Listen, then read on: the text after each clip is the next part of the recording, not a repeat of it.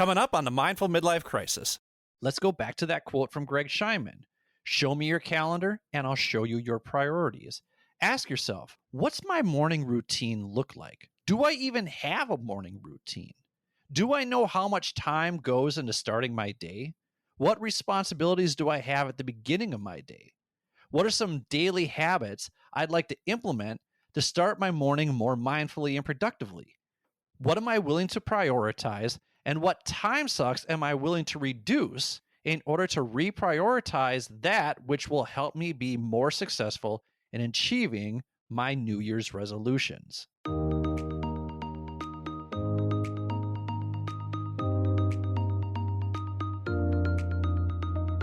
Welcome to the Mindful Midlife Crisis, a podcast for people navigating the complexities and possibilities of life's second half. I'm your host, Billy Lahr, an educator, personal trainer, meditation teacher, and overthinker who talks to experts who specialize in social and emotional learning, mindfulness, physical and emotional wellness, cultural awareness, finances, communication, relationships, dating, and parenting, all in an effort to help us better reflect, learn, and grow so we can live a more purpose-filled life. Take a deep breath, embrace the present, and journey with me through the Mindful Midlife Crisis.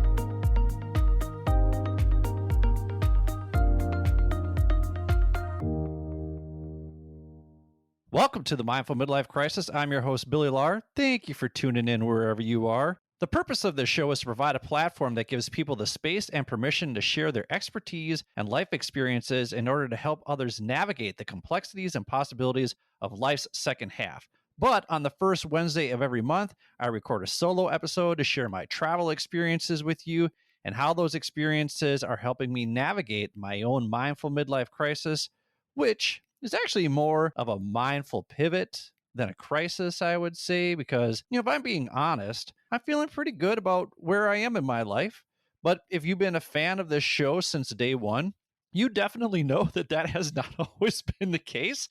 So I'm happy to share my experiences with you in these solo episodes in the hopes that my trials, tribulations, and successes will inspire you to take intentional action to live a more purpose-filled life.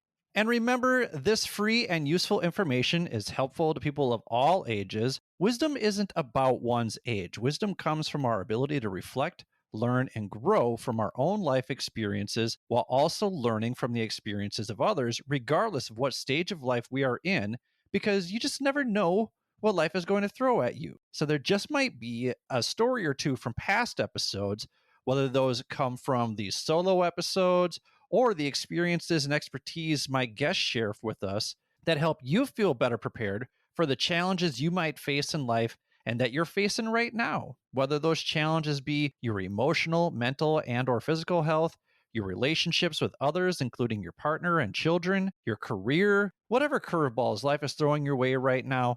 Just know that you are not alone in your experience, and the conversations I'm having here are with people who have been there before or have done the research to help you navigate these situations with more awareness, openness, curiosity, and compassion so you can live a more purpose-filled life. And trust me, I take all of these conversations I'm having with these people to heart as well, and I try to apply what I'm learning from each of these conversations, which is why I enjoy doing these solo episodes, because I think of this show as a running dialogue between me and you, the listener, because my hope is that you can see and hear the growth I'm making in my own personal life so that it inspires you to seek out the connections between these shared experiences so that you can take intentional and inspired action as well. So if you're looking for some ways to help you better navigate whatever you've got going on in your life from someone who's been through it before, check out some of the other episodes at www.mindfulmidlifecrisis.com or wherever you get your podcasts.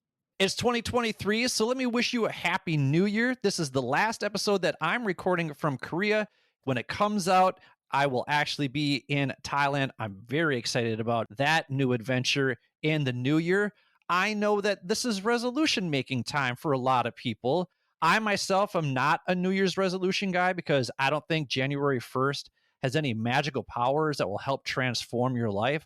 Obviously, I'm going through a lot of transformations now, especially in this new year. But the great thing is that I'm bringing the same social emotional tools with me that I've picked up along the course of my journey. And I'm looking forward to picking up some more along the way as well, because as I said in last week's season recap with my good friend Matt Hazard, if you're not choosing to reflect, learn, and grow as a person, then you are choosing to regress and decay. And that's a sentiment that you're going to hear me repeat over and over in this episode. So, what I want to do in this episode is I want to share with you a couple of the most beneficial tools that I have in my social emotional growth toolkit. And then I want to extend a free helping hand to anyone who may need help implementing these tools. So, as I have mentioned in previous episodes, I'm someone who needs structure and routine in order to feel the most productive on a consistent basis. One of my favorite past guests is Greg Scheinman. He's from episode 41, The Midlife Male. Be sure to check that one out if you haven't already. And Greg has this saying that he posts all the time on his Instagram, which is well worth your time to check out. He says, "Show me your calendar and I'll show you your priorities." And I love that saying. And I love the work that Greg is doing to help midlife males like me maximize their potential. So again, be sure to check out that episode 41. Be sure to give him a follow on Instagram. You can connect with him on LinkedIn. Let him know that I sent you. He also has a book out right now called The Midlife Male, a no bullshit guide to living better, longer, happier, healthier, and wealthier, and having more fun in your 40s and 60s, which includes more sex. And what guy doesn't want that? Yes, that is the entire title. I'll actually link that in the notes there so you can purchase that if that sounds interesting to you. And listen, he's a great follow. Be sure to check that out. Greg is crushing this midlife thing right now because of the way he structures his day. And when I look back on my own successes in life, they usually came at a time when I was the most structured throughout my day. The biggest challenge for me now that I'm no longer in a school setting where bells dictate the flow of my day is that I don't have the same structure and routine, and I'm left to my own devices quite often. And I always struggled with that during summer break. And as I look back on those days, I know for a fact that I could have maximized my potential had I shifted my mindset into a more structured day during those summer months like I did during the school year months. In fact, my mornings almost always started off the same way, but then my afternoons and evening routines fell apart because I didn't structure them well. I was struggling with FOMO. I didn't want to miss out on opportunities. And then I just let that structure fall apart in the afternoon. But I had a good structure in the morning. I'm just not someone who does well with a lot of options. I like decisions. And when we look at that word decisions, the Latin roots, here comes the English teacher, the Latin roots literally translate to cut off. So if we're feeling unproductive, we don't need more options. We need fewer options. We need to cut off choices and make decisions. That's why I'm such a believer in routines, because if I know exactly what my mornings are going to look like, then I'm faced with far less decision fatigue throughout the day. So let me kind of walk you through what my morning routine looked like during the school year. I wanted to be at work by 7:30 for the start of the 8:20 school day, so I could either attend morning meetings, be available for students, finish up any last minute tasks or check email, what have you, right? There's no real way to transition quietly and smoothly into the school day. So I made damn sure I took a proactive approach to getting my mind right in the first 90 minutes of each day before school started. So I knew I had about a 25-minute commute to work. So I made it a point to leave my place by 7 o'clock. That means I would wake up at 6 a.m. and follow through with my morning routine, regular as clockwork. First thing I would do is jump in the shower. Some people need coffee to wake up. I don't. I don't like coffee. I do need a hot shower to wake up in the morning, though. I love taking hot showers. I know there are people out there who recommend hitting your body with a splash of cold water, but let me tell you what. Getting slapped in the face with a 20-mile-per-hour crosswind when it's 4 degrees outside from December through February was enough of a shock to the system provided by Mother Nature that I don't feel the need to invite any more icy cold sensations into my life. Okay? But one thing I would do is I would use my Clarisonic as a mind settler while I was in the shower. Now, what's a clairsonic, you ask? Well, they don't make them anymore, which is a true travesty. It's such a shame that they don't make them anymore because they are these soft vibrating facial scrub brushes that leave your face and skin shiny and smooth. And if you're like, men don't need shiny and smooth skin, dude, get over yourself and just take care of your skin. Besides, my ex used to work in cosmetics and she had one and her skin looked great. So I asked her for one for Christmas, and people say I look younger than I really am. So take that. But, I digress. What was great about the Clairsonic, though, is that the brush head would vibrate for 1 minute. So in that 1 minute, I would be present with the brush, meaning as I would clean my face, I would say which part of my face I was cleaning. So I would take it and say forehead, right temple, right jaw, chin, upper lip, left jaw, left temple, forehead, right nostril, left cheek, right cheek. So I would do that and it would take about a minute, right? And I was very intentional with the way that I would clean my face using the Clairsonic. Interestingly enough, I can actually feel myself settling in as I'm recalling that process. Interesting little byproduct right there. Anyway, that's why I would do it. When I woke up in the morning, I already had a lot on my mind. I had dozens of students to think about, parents I needed to contact, colleagues I needed to collaborate with. So a lot of times when I stepped into the shower, I would bring them in the shower with me. Figuratively speaking, I was bringing them in with my mind. So in order to slow down my mind and bring myself back to the present, I would just take 1 minute to inhale and exhale slowly through my nose while the brush made its way around my face. And then after that, I was able to cool down my thoughts so that I could later respond to whatever was coming my way as opposed to react. And usually a shower for me, that would take about 10 minutes or so, right?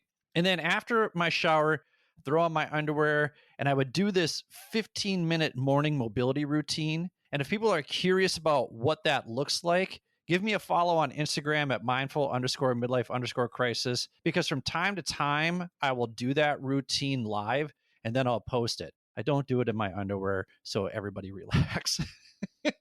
But the reason why I do it is because it warms up the body and prepares the body for the movements of the day. And after lying in one spot all night, your body gets all stiff. So this mobility routine is a great way to warm up and loosen up those muscles so you're not going into the day all stiff and rigid, because that does have an impact on how you respond to things. If you're feeling physically stiff, your mind might be stiff as well. Then I'd put on my clothes I laid out the night before, because remember, we're trying to get rid of decisions. We're killing off the number of choices that we have in the morning so we don't have so much decision fatigue. And then I'd move into the kitchen, throw some oatmeal in a bowl, and toss that in the microwave to cook. While that was happening, I'd drink a big glass of water and take my vitamins. Or if I had the Garden of Eden organic greens, I would drink that first because I'm terrible at eating my vegetables. And I'm not going to lie, I like to take the easy way out sometimes. So I would just drink my vegetables with those powdered greens. I'm a single dude. Get off my case about the vegetables already. Anyway, when Patches was around, my dog, this would also be the time I would take her out to go to the bathroom, which was another excuse to get in some more morning movement. All of that usually took about 5 to 10 minutes. So now we're up to about 35 minutes in this morning routine. Once the oatmeal was cooked, I'd throw in some collagen, peanut butter, strawberry jam, cinnamon, and cayenne pepper, and eat. It was the same breakfast every morning, eliminating decisions. No, I never got sick of it. It always tasted good. I love me some peanut butter. That would take me about 10 to 15 minutes, and I would crawl back into bed, and then I would meditate for 10 to 15 minutes. I would use a timer. I would use a guided meditation, usually from Mark Williams, who wrote the book Mindfulness, an 8-week plan for finding peace in a frantic world. That's the book that absolutely changed my life. It's the book that helped me progress my mindfulness practice after my therapist had introduced it to me. Wonderful book. I highly recommend checking it out. So that was the home routine for the first 60 minutes of my day. It may sound like a lot, but once I got into the routine, it didn't feel like a lot. Like actually talking about it, writing it all out right now, it makes it feel like there was a lot going on. But quite honestly, all I really did was wake up a half hour earlier than I normally did so I could meditate and do the mobility routine. And I got to tell you, just those two things alone, it made such a huge difference in how productive I was throughout the day. But then I also found a way to use my commute as a way to delay gratification, embrace what is, and improve my memory. And it was so simple because all I had to do was let my iPod with over 8,000 songs on it shuffle through and play whatever song it felt like playing without hitting that skip button to find the perfect song. So, why would I do that? How was that beneficial? First of all, it allowed me, like I said, to delay gratification. It challenged me to stay present and it allowed me to experience songs I hadn't experienced before because when you have over 8,000 songs on your playlist, you don't listen to them all. I would actually agree with episode 54 guest Janet Taylor, who talked about decluttering our lives.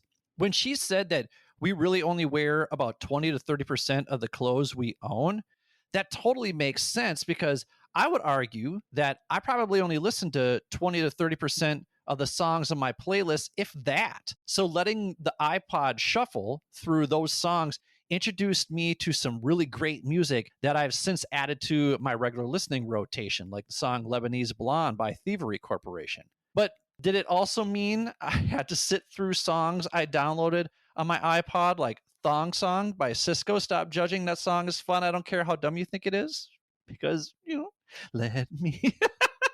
I like that song. Listen, it's not my favorite song, but does it get me dancing? Does it make me laugh? Absolutely. I like a good mood song right there, a good mood playlist. Why not? It also meant I'd have to sit through those hidden tracks that they used to plant at the end of the last song back in those CD days. You guys know what I'm talking about.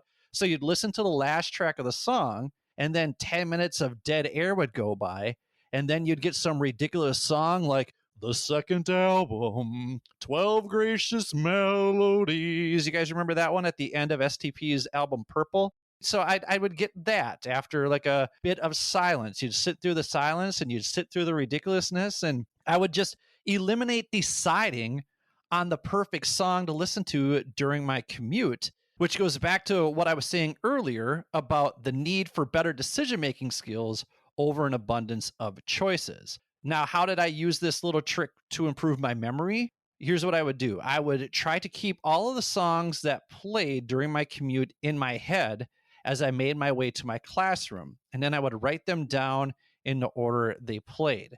This was a fun recall game for me because I would have to think about where I was on my commute when each song was playing. Usually about 5 or 6 songs would play during my commute, but sometimes you'd get a really heavy punk rock playlist that would shuffle through quite quickly, and then suddenly I'd have to remember 8 to 10 songs. But again, it was a fun way to start my day in a thoughtful headspace, and it delayed the stress and often the anxiety that came with working in a school setting. So let's go back to that quote from Greg Scheinman. Show me your calendar, and I'll show you your priorities.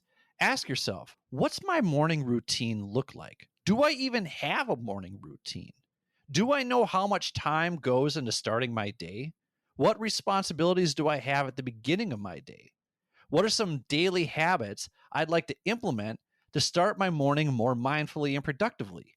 What am I willing to prioritize? And what time sucks am I willing to reduce in order to reprioritize that which will help me be more successful in achieving my New Year's resolutions?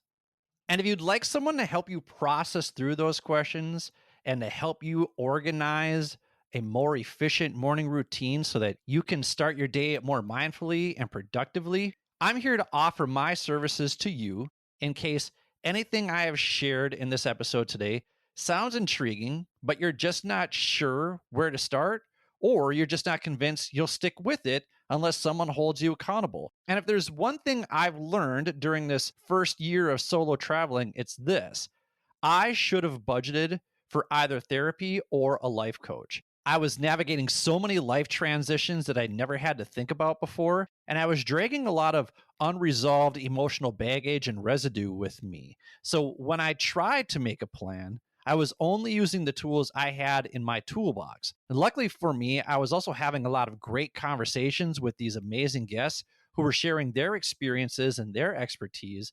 And I was able to implement a lot of what they shared into my own experiences so that I could better navigate my own life. When I got back to Korea, though, in October, I made two crucial investments. The first was I signed up for BetterHelp. Now, again, I've talked about this before. BetterHelp is not a sponsor of this show yet. So, BetterHelp, if you're listening, I'd love it if you were a sponsor of this show. But I am more than okay with giving them a little bit of free advertising during these episodes because I'm a huge advocate of therapy. You may have listened to episode 3 where I talk about how therapy and mindfulness not only changed my life, but most likely saved it as well. And if you're looking for some affordable mental health services, you can get a free week of BetterHelp by going to the show notes and clicking on the referral link. Just to be transparent, if you sign up, I also get a free week. But if you do sign up, then you'll get your own referral link that you can share. And if one of your friends or family members or colleagues signs up using your referral link, then you get a free week. And it becomes this beautiful pay it forward cycle of emotional support and healing that allows us to experience and live with more joy in our lives, which, in my opinion, we all could use a little more of these days. So check out the show notes for that referral link. Again, I wish I would have started using this service a year ago when I first started traveling and transitioning, because when you're doing something like this alone, it can feel overwhelming. So it's nice to have a licensed therapist. It's nice to have a coach help you process everything so you can follow through on those life-changing daily habits that lead to achieving your goals in life. And if you listen to the Summer Sessions episodes, you know how big of an impact my friend Jill Daler had on helping me navigate this transition as well. Jill is a certified life coach who shared how you can discover your inner awesome by being unapologetically you in episode 29, and she walked us through how she coaches people in Summer Session 11. So we'll link those episodes in the show notes in case you didn't get a chance to hear how Jill's experiences and expertise help carve out this new path in life for me, and how her coaching style might be just the thing you need to achieve your goals in 2023. Also, I've been working with Kevin Palmieri over at Next Level Podcast Solutions, and I look forward to these conversations every 2 weeks because he and I have this synergy when we're strategizing how to make this podcast one that provides more tools for you to use to help you navigate the complexities and possibilities of life's second half. He provides me with vision and direction and instills passion in what I'm trying to achieve with this podcast, which ultimately is to help you, the listener, live a more purpose-filled life. And like I said before, if you're not investing in personal growth, then you're investing in personal decay. The most poignant words from season 6 came from Eric Romanek in episode 69, Live Better, Die Slower, when he said, move or die. If you haven't been investing in your personal growth, it's time to make a move. And I get it. Personal growth costs money. That's why it's an investment. And listen, I don't have a job right now. So I need to spend my money wisely because I'm currently eating into my savings right now. Okay. But to me, it's worth it because not only am I investing in myself through therapy and coaching, but I'm also investing in this lifestyle that brings me so much joy that sometimes I've moved the tears with gratitude. I was today during my therapy session when I was talking about a friend of mine who has brought me so much joy, and I'm so grateful to have that person in my life. And because I'm so grateful for these life-changing experiences, I want to invest in you. So if you're looking for a way to be more mindful and productive this year, let me be your accountability partner. It's my way of saying thank you for investing in me by listening to me share this advice with you today and on a weekly basis. And I want to show you my appreciation. There's no cost, there's no obligation, there's no catch. As I said before, I just want to see you succeed. So if you start falling behind, I'll be there to help you reflect, learn, and grow. And remember, mindfulness is about sitting in awareness with open curiosity, compassion, and non-judgment. So if you suddenly become aware that you've fallen behind, congratulations. You are practicing mindfulness. My job will be to help you process that new awareness with curiosity, compassion, and non judgment so we can let go of whatever is holding us back from living a more purpose filled life. Now, with that, I'm reminded of what past guest Rich Bracken said in episode 59. He said, I may not be everybody's cup of tea, but I'm definitely somebody's shot of bourbon. So if I'm your shot of bourbon, go to the show notes and click on the Calendly link and let's set up an intro call so we can get an idea if we're a good fit for each other. And if I'm not your cup of tea, go back through past episodes and check out the people I've already mentioned in this episode, like Greg Scheinman and Jill Daylor. Or if you want to schedule an intro call to talk about who might be a right fit for you, I've got a long list of recommendations. And you're listening to this and you're like, this all sounds so self-helpy. It sounds so annoying. I get it. I get it. I too am not a fan of the toxic self-help advice, which is why I'm bringing on Jordan Harbinger next week about what toxic self-help advice actually looks like. And then at the end of the month, I'll be talking to Janine Faith about how a narcissistic self-help guru and shaman lured her and many others into his web of deceit and abuse. But at the end of the day, for me, having these conversations holds me accountable so I don't come off as one of those people spreading more toxic positivity and hustle bro culture out into the world, because when it comes down to it, the purpose of this show is to provide a platform that gives people the space and permission to share their expertise and life experiences in order to help others navigate the complexities and possibilities of life's second half. So it's important to me to get a lot of different voices, a lot of diverse perspectives.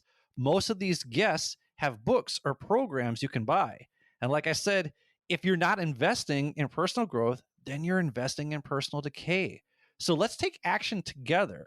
If one of my past guests resonates with you, go to their episode wherever you get your podcast and connect with them using their contact info, which you can find in the show notes. But I'm also making myself available to you for free. No obligation, no catch. So if what I shared today sounds intriguing to you, then go ahead and click on that Calendly link in this episode's show notes, and let's make a plan to reflect, learn, and grow together in 2023. If this episode inspired you to invest in yourself in some new way, please do me a favor and subscribe to the show wherever you get your podcasts. If you're an Apple listener, please consider leaving us a 5-star review with a few kind words. And if you're a Spotify listener, give us a follow and click the 5 stars under the show art. There are a lot of resources in this week's show notes, so be sure to have a look at those as well. Finally, remember that sharing is caring, and I would greatly appreciate it if you would share this episode with the people in your life who may benefit from having someone help them be more mindful and productive so they too can experience more success in 2023. So with that, this is Billy. Thank you for listening to the Mindful Midlife Crisis. May you feel happy, healthy, and loved. Take care, friends.